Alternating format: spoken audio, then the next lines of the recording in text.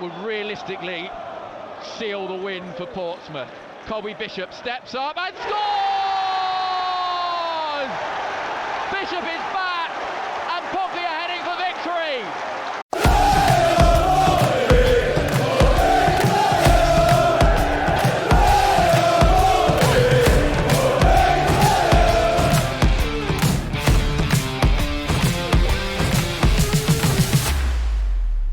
Here we go. This is the Pompey Pod with Mike and Dan.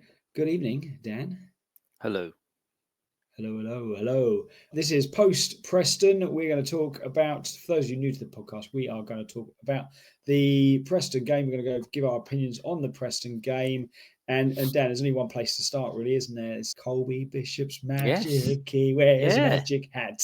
Oh, man, what a lovely surprise it was to see Colby. We thought people were taking the P before the game, weren't we? And we even mocked somebody midweek for suggesting that he should play at the weekend. We were like, well, I don't think so. I don't think his heart surgeon would be too pleased about that. Yeah. But there you go. There you go. Yeah, somebody on X. Thoughts on that? How did you feel about that whole situation? Well, it was just weird, wasn't it, to start off with? Because, like you say, I got there and my mate said, actually, I did hear someone saying it as I was walking to the ground. I heard someone say something about Bishop on the bench, and I thought, no, I haven't heard that right. And then we looked at the team when we got to the ground, and Bishop was on the bench, and we were trying to work it out.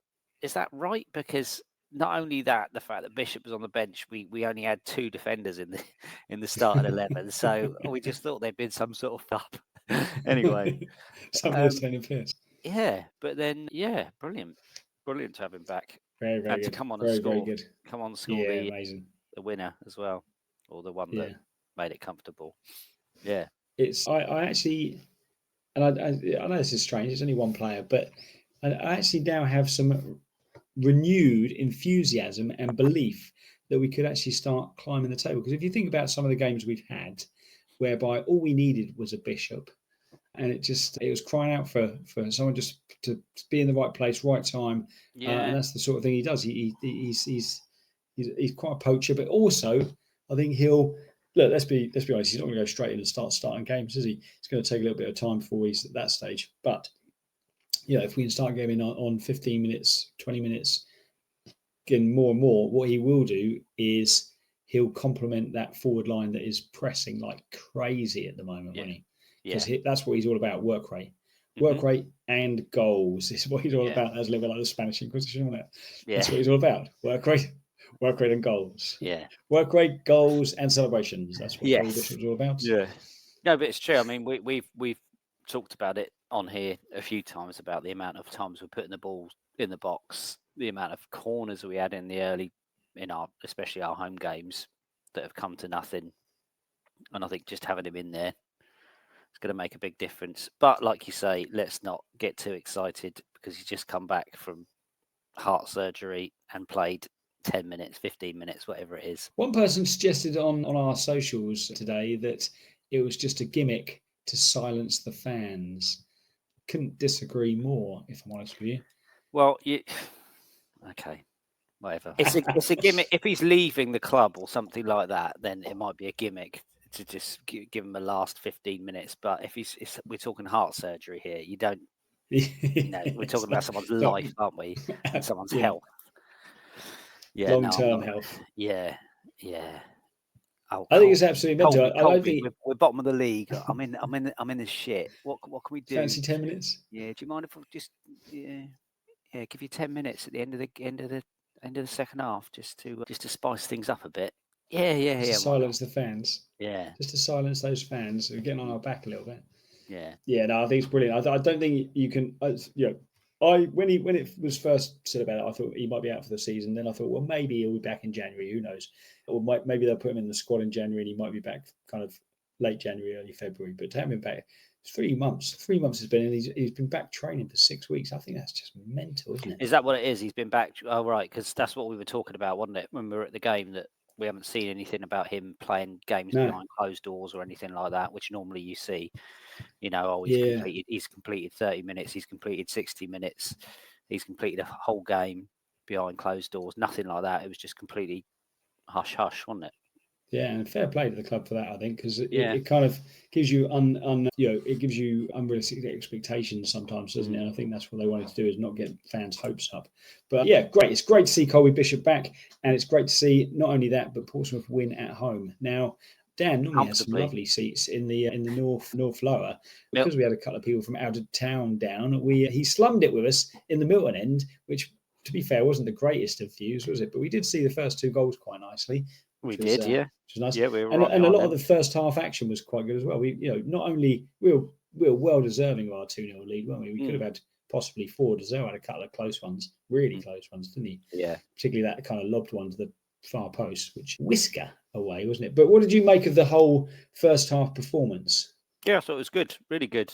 Following on from what we've done the last few games, starting quickly, on the front foot, other cliches, winning the 50-50s, winning the second balls.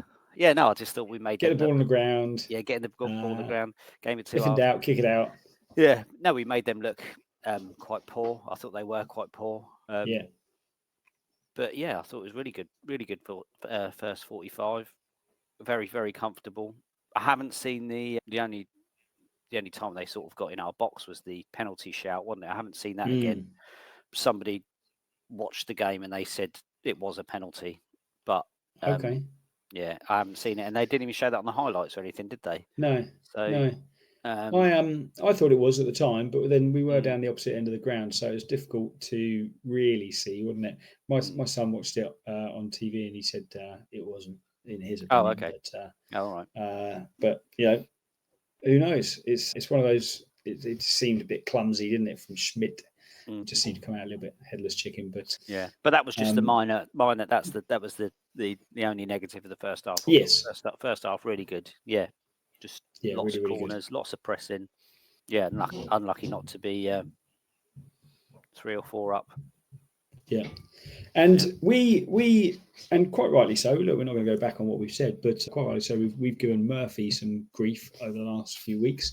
He's had kind of little sprinklings of decent play, like you say, the assist against Oxford probably being kind of the main highlight, the goal against Hull perhaps, but you can't fault his goal, can you? He had a couple of sighters beforehand which were way off target, weren't they?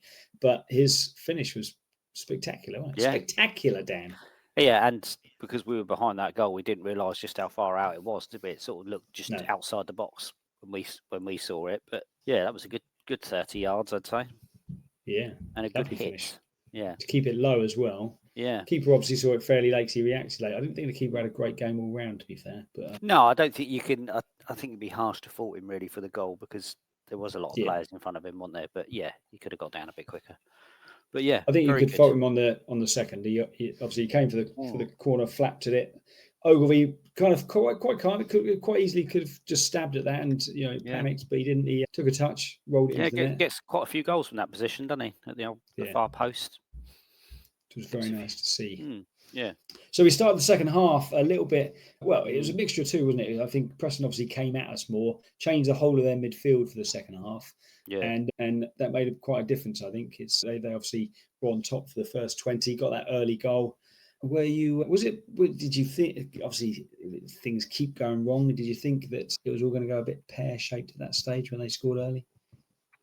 I never thought that they put massive amounts of pressure on us, but it was a bit frustrating to see them come out and get a goal that early after half time, after we'd done so well in the first half. So yeah, no, I wasn't overly concerned after that, but I did just think, please just don't throw away from that. Please don't throw away from being comfortably 2-0 up. Just ended up with a draw. But yeah, I think sort of after that first 10, 15 minutes at the most of them putting a bit of pressure on, it wasn't really backs against the wall, was it? It was still relatively comfortable without us putting too much pressure on their goal as well. They had that one good effort, didn't they? It was actually, funny enough, Watmore, it got deflected, and then I thought Schmidt made an excellent save. Yeah. Due to the deflection, ordinarily you'd say it's a fairly routine save, but the fact it deflected, I thought he reacted really, really well. Yeah. Got down low as well. It was a really low shot for a big fellow. He got down low and quite close to him, so I thought that was a great save. Yeah. A pivotal point. It was 2-1 at that stage. Would have made it 2-2. But yeah, great save. But I think, yeah, like you say, I think the last 20, it was kind of 50-50, wasn't it? It was kind of, there was not a lot of danger at either end, but No. I think we gave as good as we. So yeah, it's good. A couple of questions for you. So firstly, let's go back to team selection. One other thing that was obviously a big surprise when we talked about only two defenders on the pitch was, where was Pack going to play? Now, I thought he might play as a part of a back three somehow, maybe Ogilvy, and he'll sit in between. But obviously, he played as a centre half. How do you think he did? I thought he did well. It did seem a strange decision. I'm assuming Towler's not injured. I mean, Shockley's out for however long. Towler just dropped out of the squad. Pack had obviously missed the last couple of games, or been on the bench for the last couple of games, and he comes straight back in a position that he's never played for Pompey before. I don't know whether he's played there before, but yeah, it seemed like a strange one. And yeah, I thought he did all right. I thought he had a pretty good game. I don't think it's the way forward. I think against Preston you can get away with it. But yeah, I think he had a good game. Yeah, I thought he did all right. He's kind of got the stature for a centre back, hasn't he? In many ways, he's obviously about 6'1", 6'2", so a big lad. And if you think about it, Shockley was a midfielder until he came to Portsmouth, wasn't he? And we converted him into a centre back, and obviously he was one of the standout players of last season, and probably one of the biggest players we're missing this season. So I think he's probably got more chance due to the current style of playing centre back than he has playing centre midfield. I don't think he's got the speed around the pitch to play in that role, which I thought actually Dazelle probably his best game in a Pompey shirt at the weekend. But excuse me, we've kind of not really been on his back too much, because I think he's a bit of an unsung player, isn't he? But I think him and Potts were excellent, weren't they? And especially in the first half, kind of covered loads of ground. But yeah, it was a bit of a surprise to see Pack at the back. But he didn't do too much wrong, did he? In fact, you can even say our one actual centre back, kind of made a little bit of an error leading to their goal. He kind of misjudged it, didn't he, a little bit, and let their striker in. Have you seen the penalty since the kind of mainly the build up to the penalty, when the goalkeeper goes up and has a little chat with Bishop? Have you seen that? No, I haven't. No, I've only seen the actual penalty. Okay. Well, I'm in two minds as to what's happening. I don't know whether the keeper's just trying to play mind tricks with him, or whether he knows the situation, realises it's the last minute, and actually, because he goes up to him, and to me, it's quite clear that the goalkeeper says, "I'm going to my left," because he kind of gestures with his hand, and then he does very much go to his left, and quite dramatically to his left, and Bishop obviously just rolls it into the right. Now, I don't know, I'm in two minds. I'm just thinking whether the keeper knows the story and thought, I'm just going to give him a goal there. Yeah, no. Or he's trying to play mind tricks with him. Yeah, I think it's I know it's naive of me. Yeah. Yeah, I think it's probably the latter. Do you think? Okay. Okay. Yeah, I don't think anyone's that nice, are they? No one's nice in football, are they? No. I'm going to get some grief for that, aren't I? What do you think? Put it in the comments. Do you think the keeper allowed Colby to have his moment on his return? Or do you think I'm talking complete nonsense? I think we've got our answer there, haven't we, really? I think it's complete nonsense. But great to have 3 points on the board. We're only 3 points now. So the good thing is we've been terrible, haven't we, for most of the season, especially results-wise. And we're only 3 points off the group, really. There's a group of teams on 15, 16 points. And the other good thing about the teams around us, is that it's Hull, QPR, Cardiff, Plymouth, and we've played them all away from home. So yes, that's a bonus, isn't it? That all those teams are down the bottom with us, and they've got to come to Fratton Park and try and get points. So yeah, I know we've been better on the road than we have at home, but that can turn around, can't it? I thought the atmosphere was really, really good. Especially there's periods I thought it went a little bit flat beginning of the second half, but I think when we were kind of on the ropes and they were pressing quite a lot, around about 60-ish minutes, I thought the crowd kind of lifted again, didn't it? And I think that really helps when you've got the crowd behind you, and a little bit like Oxford last year, and then when we won that game 2-1, crowd kind of almost carried the team over the line in the end. Yep. I think buoyed by the fact with Bishop coming back on, I thought Moxon was okay when he came on as well. Probably didn't do a lot, but didn't do a lot wrong either. Finally, let's talk. I just want to talk about Terry Devlin. Quality again, wasn't he? Yeah, Really good. Yeah. Well, I thought before they gave him man of the match, he would have been my man of the match. I thought he's just, I just think he's done really well. Just think, he's one of those players. Whatever position you put him in, you just know exactly what you're going to get. And I think he's just been quality. And I'd be quite happy with him staying at right back, to be honest. Over Yeah, I think Williams, over Mousinho's Swanson. kind of suggested, hasn't he, that he may consider him as a right back moving forward. Yeah, because he said he's kind of the way he's adapted to the position, and actually him and Richie, I think, kind of quite work really well down that right hand side. Both very high energy, both snap into a challenge, don't they? Yeah. And again, Richie, another one we've kind of criticised, or I've certainly criticised earlier in the season for why have we bought him, but he's really showing his worth now. I think even if you can look at his stats and say, well, no goals, no assists, but actually, I think what he gives the team is that energy. He gives that motivation, and he's clearly a leader, isn't he? Yeah. For Pompey at the moment, he's kind of getting all over the place. He's getting people moving. Yeah, and you know that one week he's gonna just twat a 30-yarder into the top corner, isn't he? So legend. But his last couple of games have been brilliant. I think against Plymouth and against Preston, very good. Okay, so it's good to get back to winning ways. Next up, obviously we have an international break coming up, so we're only podding once this week. So our Blackburn Rovers preview will be out around about this time next week, actually. So we'll talk about that a little bit later.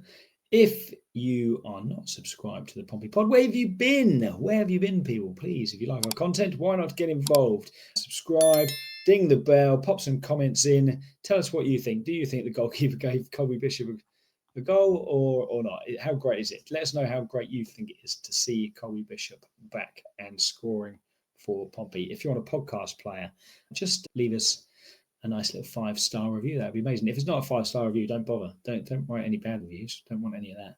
Just write us a 5-star review. Thank you very much, and like it, and then again notify, and you'll get notified when the next one is out. But that has been it for the Pompey Pod this week. We have won. We are not bottom of the league anymore. Play Pompey, and goodbye. Bye. Leave it now.